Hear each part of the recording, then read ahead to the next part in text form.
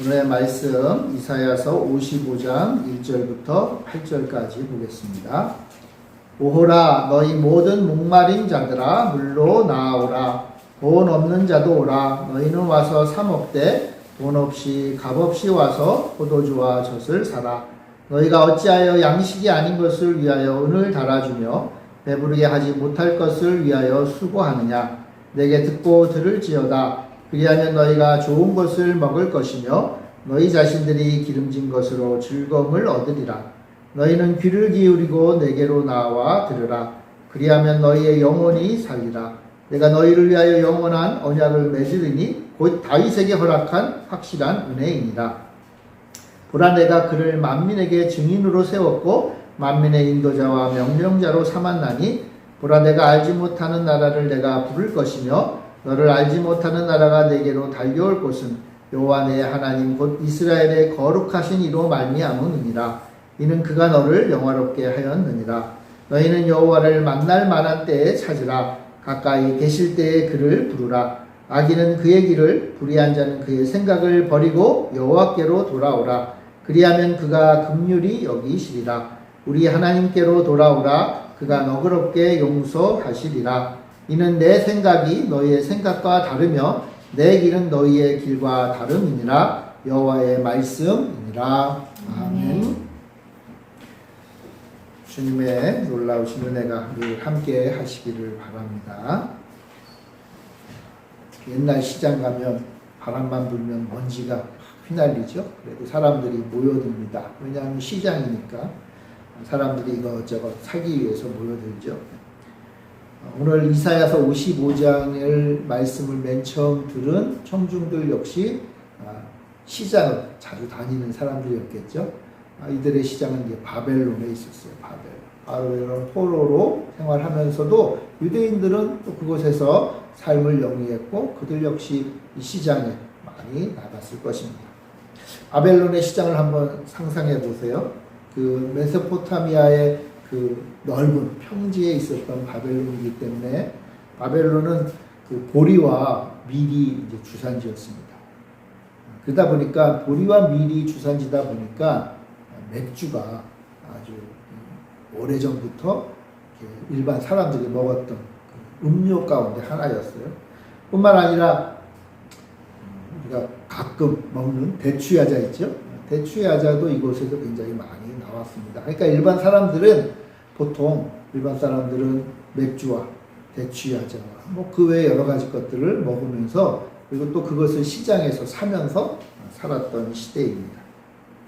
바벨론은 그 당시 세계 최고의 제국이었으니까 풍요와 번영이 넘쳐나던 곳이었고 그 가운데 비록 포로로 잡혀갔지만 유대인들 역시 그것을 누리며 살던 시대입니다. 근데 당시 이 바벨론 때는 아직까지는 그 동전이 없었어요. 그러니까 이렇게 화폐로 만든 동전이 없었던 시대죠. 이제 아마 이 바벨론 포로가 바로 끝난 다음부터 이제 이 바벨론의 동전이 생기기 시작했는데 아직까지는 이 글이 기록됐던 당시까지만 해도 아직까지는 그 동전은 없고 대신 사람들이 물건을 사기 위해서는 은을 가지고 거래를 하던 그런 시대였습니다. 만약 내가 시장에서 물건을 딱 사게 되면 그 물건을 가지고 흥정을 한 다음에 이 물건은 은 얼마입니다. 무게로 얘기해서 이렇게 거래를 했죠. 그러면 이제 상점이 주인하고 이제 딱 거래가 되면 흥정이 되면 자기 주머니에서 조그마한 은조각 꺼내가지고 저울에 달아서 물건값을 치르는 그런 시대였어요. 그러다 보니까 이제 시장 곳곳에서 상인들이 저울을 들고 뭐 그 저울 위에 은조각을 떨구니까 쨍그랑 소리들이 여기저기서 많이 났겠죠. 이게 그 당시 바벨론 시장의 일반적인 모습입니다. 한번 잘 생각해 보면 야 여기야말로 진짜 자본주의의 그런 한복판이다 그런 생각도 들어요. 이때는 뭐 자본주의는 없었지만 한번 생각해 보세요. 내가 물건을 사고 싶으면 그 물건에 합당한 은을 내야만 살 수 있는 시대라는 거예요. 은의 무게만큼 살 수 있고 가진 것이 없으면 굶어야 돼요. 목이 말라도 맥주를 사 먹을 수도 없고 물도 사 먹을 수도 없고 배고파도 굶을 수밖에 없는 그런 시대가 어떤 면에서 보면은 바벨론, 그 당시 최고의 부흥과 번영이 있었던 그 바벨론에서의 삶이다 할 수 있습니다. 자, 그런데 선지자 이사야는 바로 이들의 삶을 향해서 질문을 던집니다.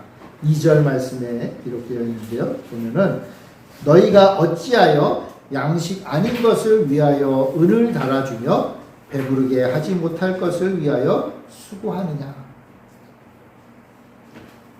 제국의 시민으로 살아가기 위해서는 날마다 자신이 가진 은의 무게를 재며 살 수밖에 없었잖아요. 그죠? 그런데 이사야는 말합니다. 어찌하여 너희는 배부르게 하지 못할 것을 위하여 수고하는가. 근데 사실 배부른 것을 배부르기 위해서 먹는 거잖아요. 그죠? 그리고 은을 지불해요. 근데 왜 이사야는 이런 말을 했을까요? 여기서 말하는 배고픔, 갈증, 그것은 바로 우리의 영혼, 우리의 본질과 관련된 문제예요. 그러니까 매일같이 시장에 나가서 은을 가지고 먹을 것을 사서 그것을 먹고 하루하루 살아가지만 문제는 정작 우리의 영혼은 허기지고 우리의 영혼은 목마르고 있다라고 얘기해요. 왜냐하면 특별히 유대인들에게서는 그게 더 절실했어요. 그들이 믿었던 여호와 하나님을 섬기는 성전은 파괴되었고 그들이 그렇게 귀하게 여겼던 다윗 왕정, 하나님이 언약으로 세우신 그 다윗 왕가는 다 몰락해 버렸어요. 뿐만 아니라 약속의 땅에서 강제로 포로로 잡혀서 먼 이국 땅에 왔잖아요. 그러니까 이런 생각이 드는 거예요. 유대인들은 우리가 잘못을 하긴 했는데 우리 조상이 잘못해서 우리가 이런 벌을 받기는 받는데 혹시 하나님은 그래서 우리를 버리신 거 아닐까? 버리신 거 아닐까? 그러니까 영적으로 아주 수치심이 가득했고요. 무기력증이 가득했고요. 먼 미래에 소망이 없는 거예요. 그냥 매일매일 하루하루 먹고는 사는데 꿈이 없고 소망이 없고 그 화려했던 하나님과 함께했던 그 삶을 더 이상 기대할 수 없는 상황이 된 거예요. 그러니까 내 배는 차는데 배는 차는지 몰라요. 유대인들은 어디 가든지 잘 살았을 거 아닙니까? 열심히 살았으니까. 근데 그들의 영혼은 허기지고 목말랐던 거예요.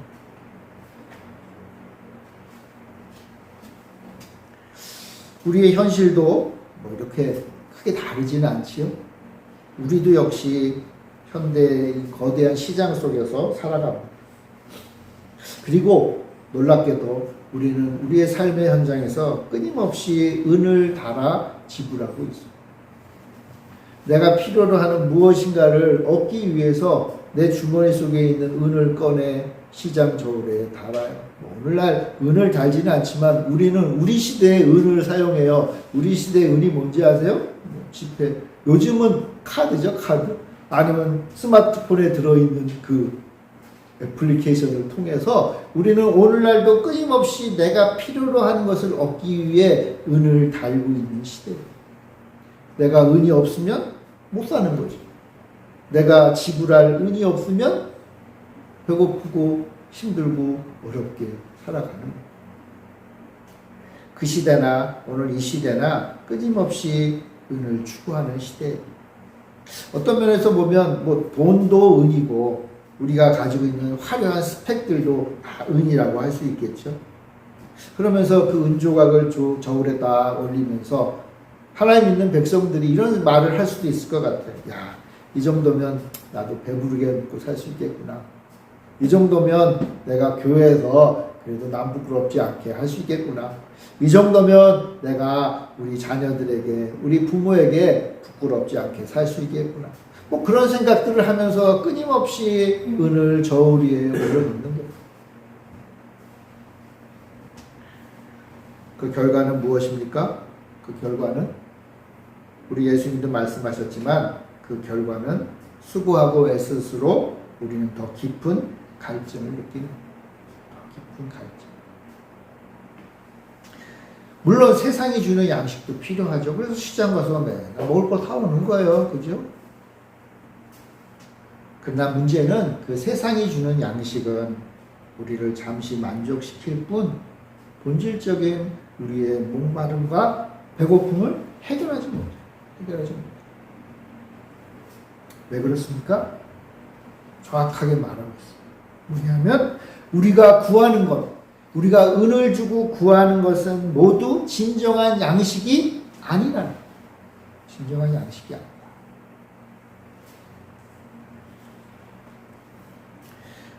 2절에 말하죠. 어찌하여 양식이 아닌 것을 위하여 은을 달아주라. 그러니까 여기서 말하는 양식이란 뭐예요? 우리의 영혼을 채워줄 진정한 양식이 아닌 것. 그 진정한 양식이 아닌 것을 왜 은을 달아주고 구하느냐. 그럼 어떻게 하면 진정한 양식을 얻느냐는 질문을 할 수밖에 없죠. 어떻게 하면 진정한 양식을 얻느냐. 우리는 다 진정한 양식을 얻고 싶어요. 사마리아 여인이 우물가에 와서 예수님에게 말했잖아요. 내가 다시 길러 오지 아니할, 영원히 목마르지 아니할 물을 좀 먹고 싶습니다. 매일같이 우물에 와서 물을 길어가는 그 여인이 원하는 건 뭐예요? 오늘 물을 더 많이 얻는 게 아니었던 거예요. 영원히 목마르지 아니하는. 그러니까 오늘 물을 더 많이 얻어야지라고 하는 것은 사실은 아직 좀 표현은 그렇지만 좀 수준이 낮은 거예요. 여러분 물이 이만큼 있다고 해서 그 물을 다 먹을 수 있는 것도 아니잖아요. 물은 필요해요. 매일매일 우리에게 필요한 물이 있어요. 그걸 먹어야 돼요. 그걸 먹기 위해서 은을 달아요. 그런데 더 본질적인 물이 있다는 거예요. 사마리아 여인은 그것을 원했고 예수님께 물어봤잖아요. 오늘 이사야도 그 질문을 하는 거예요. 왜 영원히 목마르지 아니할 물, 오늘 먹으면 내일 목마른 그 물을 위해 은을 달아주느냐. 그럼 어떻게 하면 그 목마르지 아니할 물을 얻을 수 있나요? 그것을 놀랍게도 이사야 선지자는 전혀 다른 소리와 방법으로 이야기해줘요. 자, 당시에는요, 아까 그 당시 그 사람들이 주로 맥주나 배추 야자를 많이 먹었다 그랬잖아요. 근데 또 물도 먹어야 되잖아요. 근데 이 당시 이곳은 물이, 물론 큰 강이 있으니까 물이 모자라지는 않았지만, 그래도 매일 집에서 물을 먹는 것은 쉽지 않아요. 뭐 우물에 가서 길러 오거나, 또는 시장에서 열심히 일하다 보면 물을 먹을 수 없잖아요. 그래서 시장에는요, 큰 가죽 부대에다가 물을 담아가지고 그것을 짊어지고 다니면서 물을 파는 사람들도 있었어요. 요즘도 시장에 가면은 커피 파는 아주머니나 할머니 있잖아요. 그죠? 그런 것처럼 시장에서 일하는 사람들에게 물을 파는 사람이 있었어요. 그 사람이 사람들에게 이 물을 팔기 위해서 어떻게 보면은 호객을 하는 거죠? 뭐라고 호객을 해요? 여기 보면 55장 1절 맨 앞에 오호라, 오호라. 오호라라고 호객을 하는 겁니다. 물장수가 외쳐요. 물 사세요! 라고 외치는 거예요. 자, 그런데 이 물장수는 아주 이상하게 호객을 해요. 우리 1절 같이 한번 읽어볼까요? 1절 시작. 오호라 너희 모든 목마른 자들아 물로 나오라. 돈 없는 자도 오라. 너희는 와서 사 먹되 돈 없이 값 없이 와서 포도주와 젖을 사라. 원래 물장사가 물을 팔려면 뭐라고 얘기해야 돼요? 한 잔에 얼마 뭐 이런 식으로 얘기를 해야 되잖아요. 여기 시원한 물이 왔습니다. 한 잔 들이키세요. 한 잔에 얼마입니다. 그런데 이 물장수는 놀랍게도 공짜로 준다고 이야기해요. 공짜로. 은을 다룰 필요가 없다. 이 말이에요. 당신 주머니에서 은을 꺼내서 저울에 달 필요 없이 원하기만 하면, 손만 들면 나 물이 필요하라고 얘기만 하면 내가 줄게.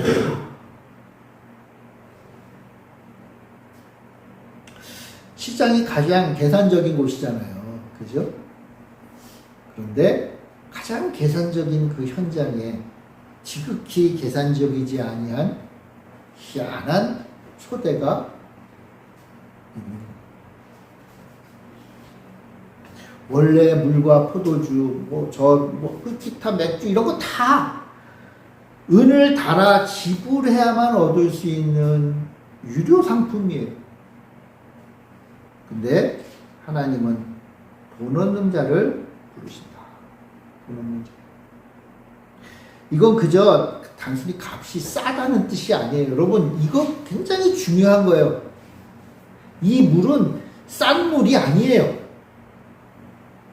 이 물은요, 비싸고 싸고의 차원을 뛰어넘는 거예요. 이 물은 뭐다? 공짜다.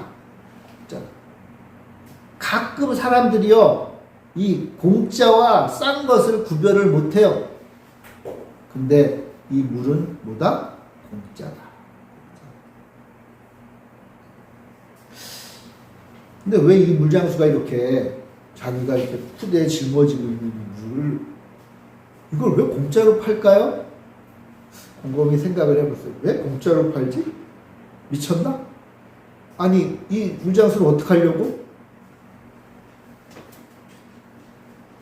이 물값을 누군가가 다 치렀어요.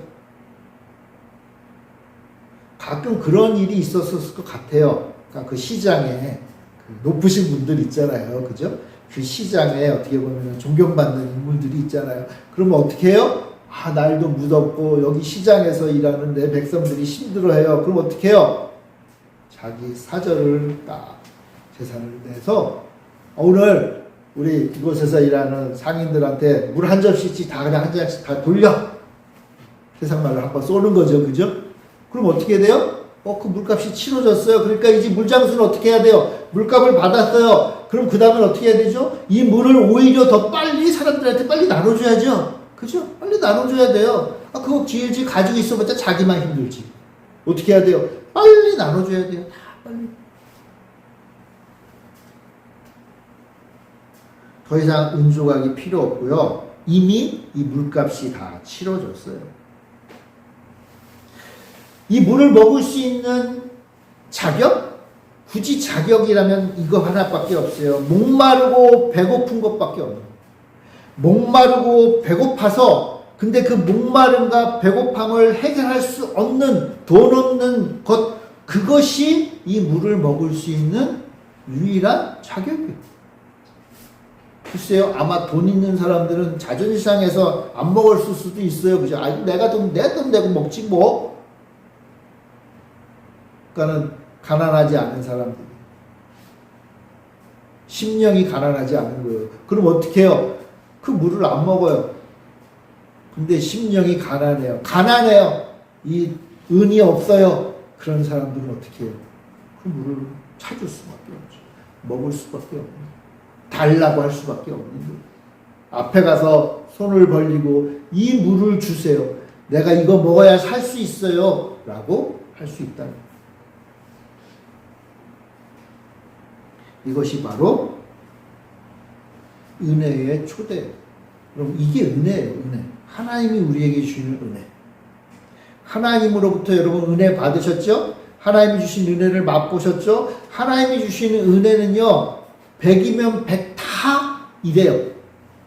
100이면 100 다 가난한 자들, 지불할 것이 없는 자들, 그리고 또 이것을 못 먹으면 죽을 수밖에 없는 자들이 마지막으로 손을 벌리는 것이 바로 하나님의 은혜예요.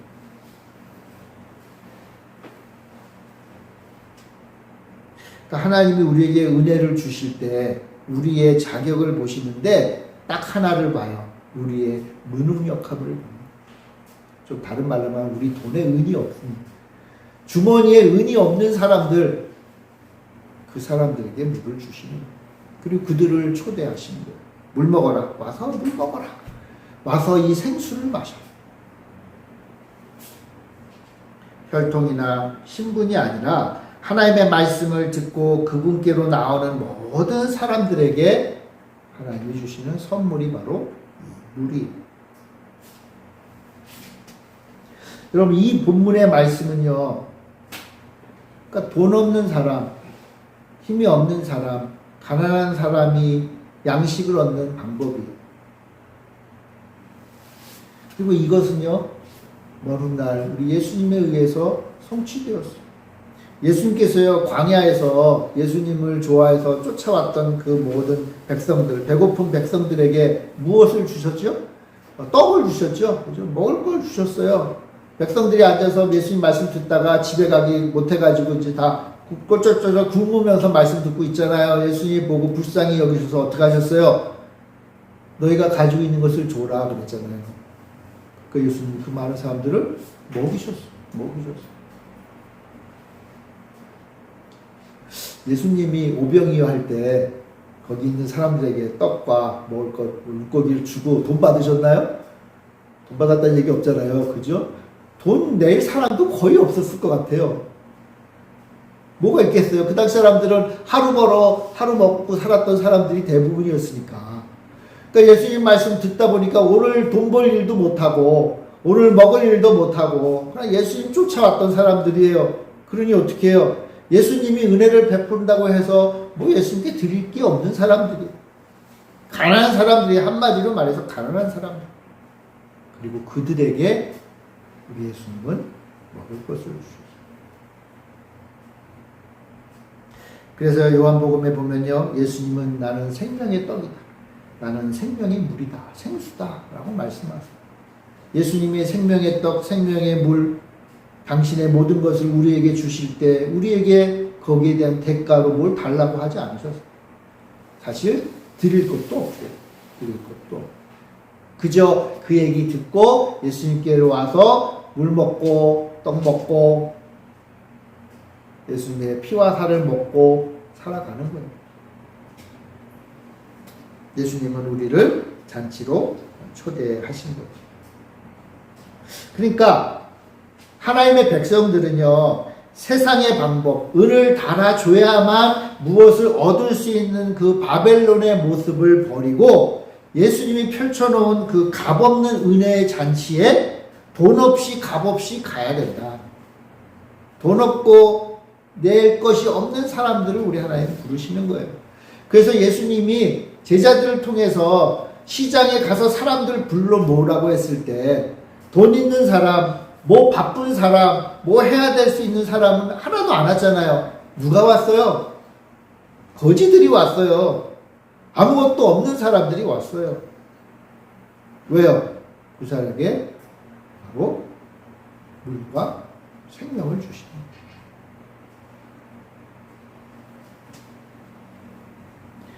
그래서 교회는, 하나님의 백성인 교회는 오늘도 이 정신을 잊어서는 안 돼요. 근데 사실 이스라엘 백성들이요, 요 바벨론 포로 시대 때 이 말씀을 들었잖아요. 근데 바벨론 포로로부터 해방되어서 다시 이스라엘로 돌아왔을 때 이 하나님 주신 이 메시지를 잘 이해하고 실천했어야 되는데 이스라엘 백성들은 그렇게 하지 못했어요. 오히려 우리끼리 하면서 소외받고 하나님의 백성에서 벗어난 사람들을 받아들이기를 거부했어요. 결국 어떻게 됐죠? 예수님에 의해서 혼났잖아요. 그게 아니다. 하나님 나라는 그런 게 아니다. 라는 말을 듣게 된 거예요. 우리는 하나님이 우리에게 주시는 그 초대를 반드시 잘 이해해야죠. 이스라엘 백성들이 갔던 그 잘못된 반응이 아니라 우리가 하나님께로부터 은혜를 받기 위해서는 내가 가지고 있는 은을 달아드리는 게 아니라 내가 아무것도 없음을 인정하고 하나님께로 나아가는 것이 필요하다는 사실을 잘 알아야 되는 거예요. 오늘날도 혹시 그런 분들 없나요? 하나의 은혜를 받기 위해서 내가 뭐 은을 좀 달아드려야 되는 거 아니야? 하나의 은혜가 너무 귀하잖아요. 그죠? 하나의 은혜를 받기 위해서 내가 뭘 해야 되는 거 아닌가? 여러분, 하나님이 주시는 것은요, 나의 도덕적인 자격에 따라 주는 게 아니고 내가 뭘 했다라고 하는 그 증거로 그거에 반대 급부로 우리에게 오는 게 아니에요. 근데 사람들은 하나님 주신 이 구원의 선물에 스스로 값을 매겨요. 마치 바벨론 시장에서 맥주와 물처럼 구원마저도 돈으로 사야 된다고 생각해 버리는 거예요. 절대로 그렇지 않다. 절대로 그렇지 않다. 우리 성도님들은 다 하나님 주신 은혜 가운데 사시길 바랍니다. 다 은혜 받기를 원하시죠? 그런데 이 값없는 은혜를 구하기보다 야 내가 이 정도는 해야지 하나님 이 정도는 해야 기뻐하시겠지 그런 생각을 해서는 안 되는 거예요. 그럼 하나님 그 은혜 받는 방법이 뭔지 아세요? 나 아무것도 하나님께 드릴 게 없어요 라고 고백하는 거예요. 진짜 그렇게 하나님 앞에 나아가는 거예요. 그게 하나님 주시는 은혜를 받는 거예요. 그 참 지혜로운 사람은요 하나님 앞에 내가 아무것도 아님을 늘 고백하며 사는 게 하나님 은혜 받는 비결입니다. 은혜 받는 비결.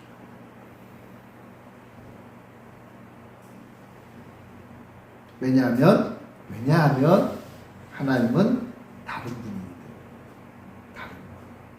세상은요 은을 달아야 돼요. 여러분 이 세상 가운데 놀랍게도 교회도 포함돼요. 교회는 거룩한 곳인데 교회는 하나님의 나라인데 여러분 성경에 교회를 하나님의 나라라고 하지 않았어요.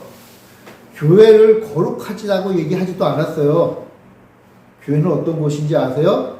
교회는 하나님의 백성들이 모인 곳이에요. 거룩하기는 해요. 그런데 또한 교회는 어디에 있어요? 이 세상 가운데 있어요. 그래서 이 세상 법칙이 지배해요. 이 세상의 법칙도 요만큼 있고 하나님 나라의 법칙도 요만큼 있어요. 그 교회는 서로 그게 공존해요. 놀랍게도. 그러면 안 되는데 그죠? 근데 놀랍게도 교회는요 이게 서로 공존해요. 그래서요 우리 성도들도요 목사인 저마저도 하나님 나라의 법칙대로 살 때도 있지만 세상 나라의 법칙대로 살 때도 있어요. 하나님 앞에 아무것도 없어요 하면서 은혜를 간구하며 살 때도 있지만 세상 사람들처럼 은을 달면서 살 때도 있어요.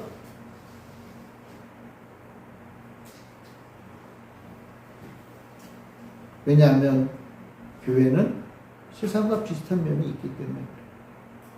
그런데 그것과 다른 게 있다. 그게 뭐예요? 다르다는 게 뜻이 뭐라 했어요? 거룩이라는 뜻이라고 했잖아요. 다르다, 거룩하다. 거룩하신 하나님은 다른 거예요. 8절에 유명한 말씀이 있죠. 우리 8절 같이 한번 읽어봅시다. 8절 시작. 이는 내 생각이 너희의 생각과 다르며 내 길은 너희의 길과 다름이니라 여호와의 말씀이니라.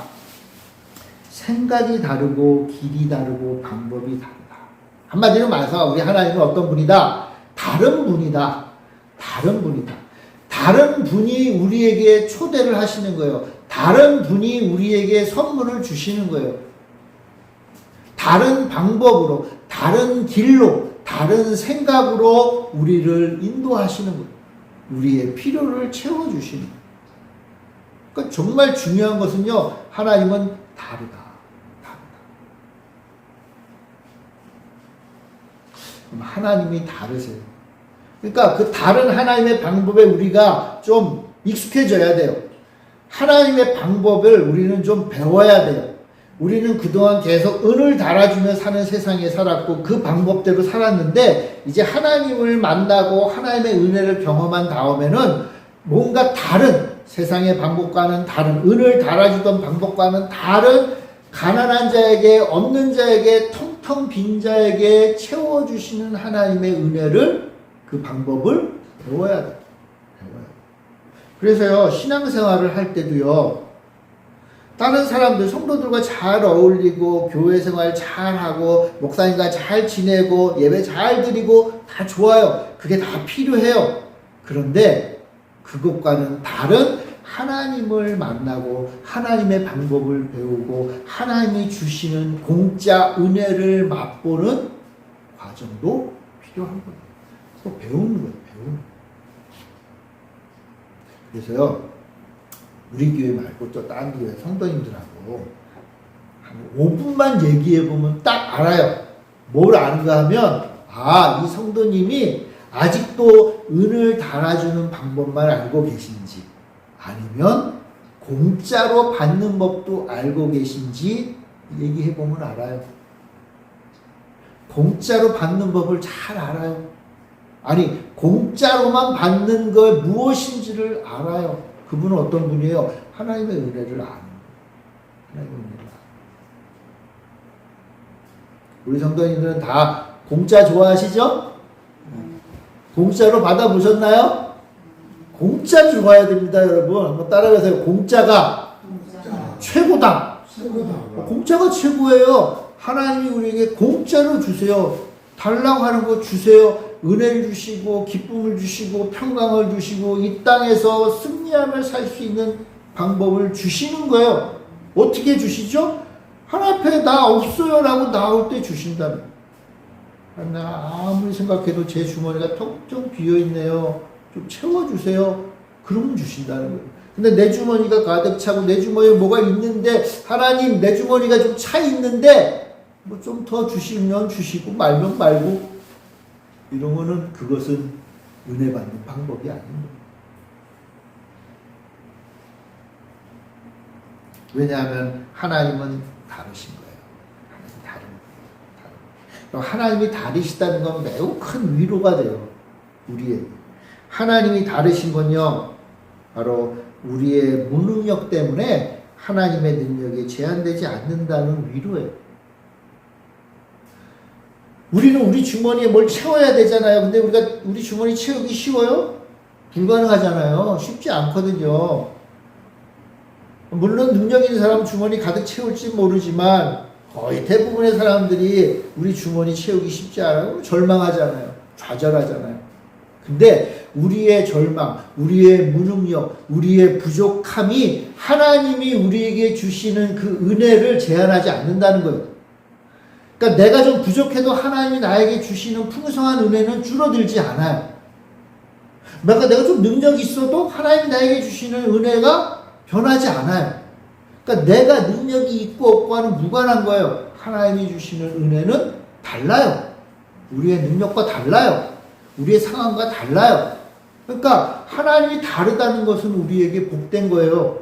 내가 좀 이렇게 이래도, 내가 좀 부족해도, 내가 좀 교회에서 좀 잘 못해도, 내가 뭐 가정에서 문제가 있어도, 내가 이 지역사회에서 뭘 못하는 게 많아도 하나님이 나에게 주실 그 풍성한 은혜는 단 1%도 변하지 않는다.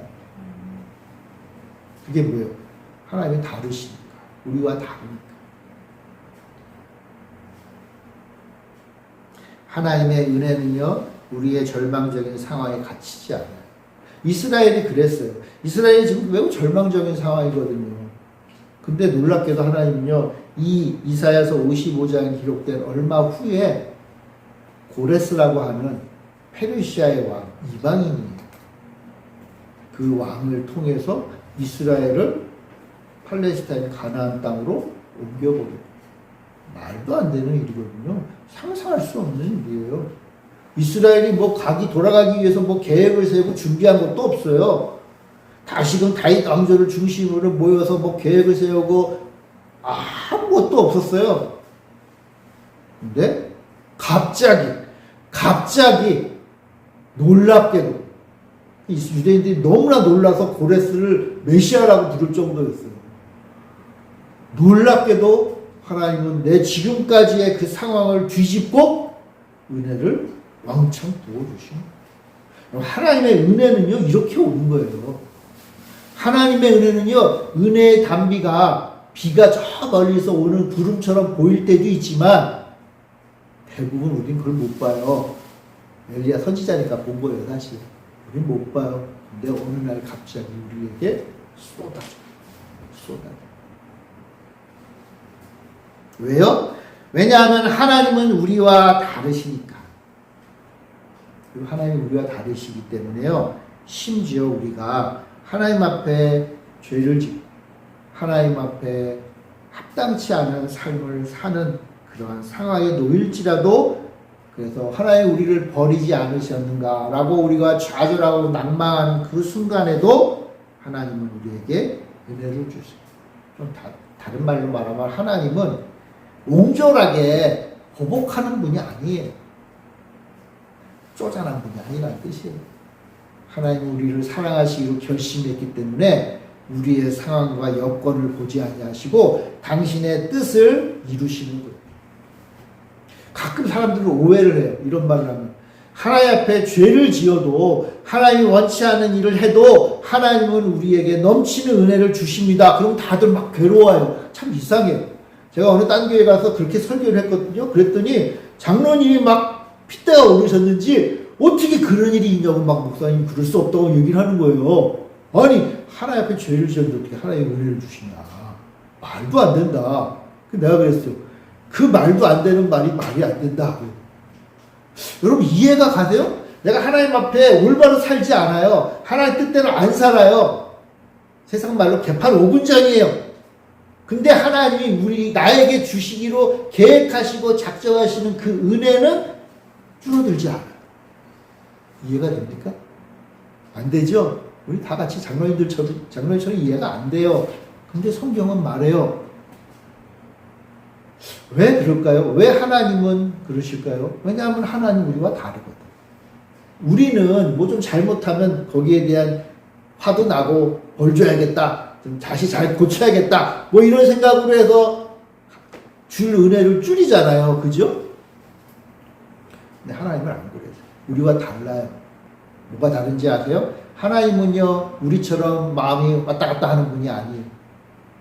또요, 우리는 저 사람을 고쳐야지 하지만 우리 고칠 능력이 없거든요. 그러니까 어떻게 해요? 강제로 그 사람에게 고통을 주고 괴롭게 해가지고 고치려고 해요. 잘 안 고쳐지죠. 근데 하나님은요, 우리를 변화시킬 수 있는 분이에요. 그러니까 굳이 혼낼 필요가 없어요. 하나님의 뜻 가운데 우리를 고쳐나가시면 돼요. 그리고요, 한번 주기로 한 이만큼의 은혜를 조금도 줄일 생각이 없으세요. 다 주실 거예요. 우리의 평생에 하나님이 주시기를 계획하신 그 놀라운 은혜를 우리의 인생 가운데 다 주실 거예요. 왜요? 하나님은 다르니까. 하나님은 그런 분이니까. 그러니까요, 하나님께로부터 받는 은혜, 그것은요, 줄지 않는다. 줄지 않는다. 그러니까 어때요? 위안이 됩니다. 위로가 돼요. 지금 죄 가운데 바벨론 포로로 잡혀와서 아무런 희망이 없고 이스라엘이 회복될 것 같은 게 전혀 안 보이지만 그러나 신락 같은 희망 하나가 있어요. 그게 뭐예요? 하나님은 다르다. 하나님이 돌아오기로 말씀하셨잖아요. 말씀 주셨거든요. 너희들 돌아갈 거야. 붙잡아요. 하나님 우리에게 은혜를 주십니다. 하나님 내가 너와 함께 하겠다. 내가 너와 영원히 함께 하겠다. 너를 통해서 위대한 나의 일을 이루겠다고 약속하셨기 때문에 그것이 변치 않아요. 변치 않아요. 왜냐하면 하나님은 너그러우신 분이시고 보복하는 분이라기보다는 용서하시는 분. 55장 7절에도 나오잖아요. 우리 하나님께로 돌아오라. 그가 너희롭게 용서하시리라.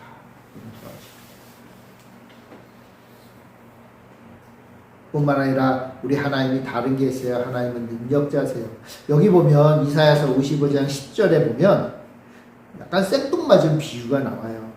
이는 비와 눈이 하늘로부터 내려서 그리로 되돌아가지 아니하고 땅을 적셔서 소출이 나게 하며 싹이 나게 하여 파종하는 자에게는 종자를 주며 먹는 자에게는 양식을 준과 같이 내 입에서 나가는 말도 이와 같이 헛되이 내게로 되돌아오지 아니하고 나의 기뻐하는 뜻을 이루며 내가 보낸 일에 형통함이니라.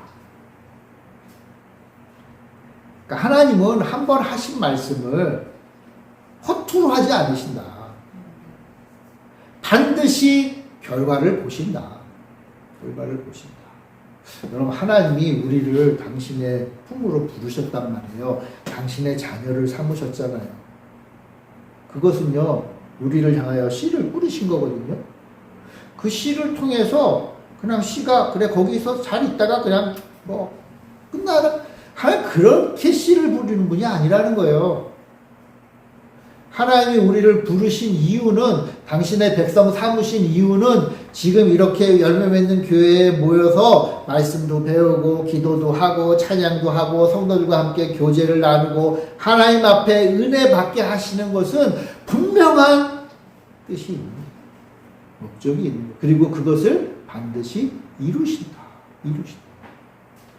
왜요? 왜냐하면 하나님은 다르니까. 우리는 은이 없으면 뭐 아무것도 못하는 시대잖아요. 나는 아무것도 못하겠네. 예, 은으로 하는 일을 못할 수는 있어요. 은을 줘야만 이루어지는 세상에서는 은이 없으니까 못하는 거죠. 그죠? 근데 하나님의 은혜의 나라에서는 하나님이 주시는 은혜로 하는 거예요. 은혜로 하는 거예요.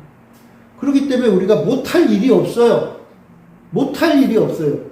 여러분, 하나님의 백성들이 하나님의 일을 할 때는 못할 일이 없어요. 못할 일이 없어요. 왜냐하면 하나님은 다른 분이에요. 그러니까 이사야 55장이 우리에게 주시는 말씀의 핵심은 이거예요. 우리가 믿고 의지하는 하나님은 나와 같지 않는 분이다. 나와 다른 분이다. 세상에서 은 달아줘야 되는 그 세상에서 사는 게 아니라 하나님의 은혜의 나라에서 살기 때문에 우리는 그 다른 하나님을 소망하며 사는 거예요. 붙잡고 사는 거예요. 그래서 어떻게 해요? 시장에서 포도주와 젖을 먹어라. 바벨론에는요, 포도주와 젖을 시장에서 사 먹을 수가 없어요. 왜냐하면 포도주는요, 이 바벨론은 되게 비싼 거예요. 시장에서 안 팔아요. 젖도요, 이 치즈 같은 건데, 이것의 특산품도 아니에요. 그럼 포도주와 젖? 이게 뭐죠? 여기 보면 2절에 보면 기름진 것이라는 표현도 있어요.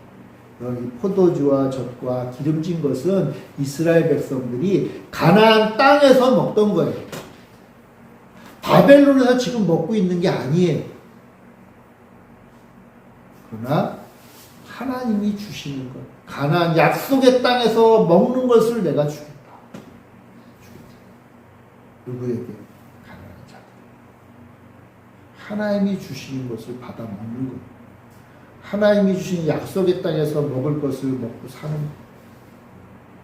내가 너희들에게 공짜로 맥주 줄게. 내가 너희들에게 공짜로 보리와 밀을 주고 대추야자를 줄게. 라고 얘기하지 않으셨어요. 물론 그것도 먹고 살아야죠. 근데 하나님이 주실 것은요, 바벨론 땅에서 먹는 게 아니라 약속의 땅에서 먹을 것을 주겠다. 누구에게? 아무것도 배고프다고. 그러니까 영혼의 목마름과 영혼의 기갈을 해결하는 것은 포도주와 젖과 기름진 것. 하나님이 약속의 땅에서 주시는 그걸 주겠다. 그거 어떻게 해요? 그걸 먹어야 돼. 그걸 먹어야 목마르지 않아. 그걸 먹어야 배고프지 않아요. 그게 뭐예요? 사마리아 여인이 목마르지 않을 것 달라고 할 때 예수님이 뭐라고 말씀하셨죠? 영원히 목마르지 아니하는 물이 여기 있다. 뭐예요? 그 물이 뭐지, 여러분? 예수 그리스도. 예수님을 먹고 마셔. 그래서 교회에서 예수님을 먹고 마시잖아요. 교회에서 예수님을 때마다 먹고 마셔요. 왜요? 그게 우리의 영혼을 풍성하게 하는 유일한 먹거리이기 때문에 그것을 이제 하나님께서 바벨론 포로를 살아가는 그 사람들에게 약속하신 그걸 먹어야 된다. 그리고 내가 너희들에게 반드시 그것을 먹게 하겠다. 왜요? 우리 하나님은 다른 분. 반드시 하겠다. 하나님이 우리 성도님들을 한 사람 한 사람 다 붙잡고 여러분들의 인생 가운데 여러분들을 배불리 먹이시기로 작정하셨어요. 혹시 배고프세요? 달라고 먹으세요. 예수님을 먹는 것. 포도주와 젖을 받아 누리는 것. 그리고 그것이 바로 우리와 다르신 하나님이 약속하신 것. 우리가 이렇게 살아갈 때 우리 12절 13절에 나오는데 우리가 기쁨으로 나아가며 평안히 인도함을 받는 영광스러운 가나안을 향한 행진을 하게 됩니다. 어떤 면에서 보면 바벨론에서는 맥주도 마시고 그것도 먹었잖아요. 그죠? 근데 이곳을 떠나서 약속의 땅 가나안을 향해 나아가는 그 과정은 어떤 것이었죠? 사막길이잖아요. 고통받는 길이잖아요. 근데 이곳에 무엇이 있어요? 바로 포도주와 젖이. 그걸 향해 내가 너희들 가게 하겠다. 그래서 하나님이 이스라엘 백성들을 포로로에서 벗어나 가나안 땅으로 가게 할. 먼 과거의 이스라엘 백성이 애굽에서 가나안 땅을 향해 갔던 것과 똑같아요. 그때도요, 이 사람들은요, 바벨론의 맥주가 먹고 싶어요. 애굽의 부추가 먹고 싶어요. 온갖 짓들을 다 했어요. 근데 그거 먹어봤자 배고프고. 하나님의 백성이 먹어야 될 게 뭐예요? 하나님이 주시는 거죠. 사랑하는 성도 여러분, 우리도 하나님 주시는 것을 먹고 살아야 됩니다. 하나님 주시는 예수 그리스도. 하나님 우리에게 주신 유일한 먹거리. 예수 그리스도를 먹고 마시고 주님과 함께하고 이 믿음의 길을 걸어가는 그러한 승리의 사람들 다 되시기를 바랍니다. 네, 기도하겠습니다. 사랑의 주님, 바벨론 시장에서 양식 아닌 것을 위하여 은을 달아주던 그 모습을 떠올립니다. 그러나 우리 주님께서 값없이 돈 없이 와서 주님께서 주시는 그 영원히 목마르지 아니한 배고프지 아니한 것을 주시니 참 감사합니다. 우리 예수 그리스도와 함께 동행하며 주님 주시는 은혜 가운데 사는 우리가 되게 하시고 그리하여 우리의 영혼이 목마르지 아니하고 참 기쁨과 평강으로 가득 차며 풍성한 은혜 가운데 사는 우리 귀한 성도님들 다 되게 하여 주시옵소서. 바라기는 우리의 모든 성도님들의 인생이 하나님 주시는 은혜로 가득 찬 복된 인생 되게 하여 주시옵소서. 은혜를 간구하며 사는 우리 모두가 되게 하여 주옵소서. 감사드리며 예수님의 이름으로 기도합니다. 아멘.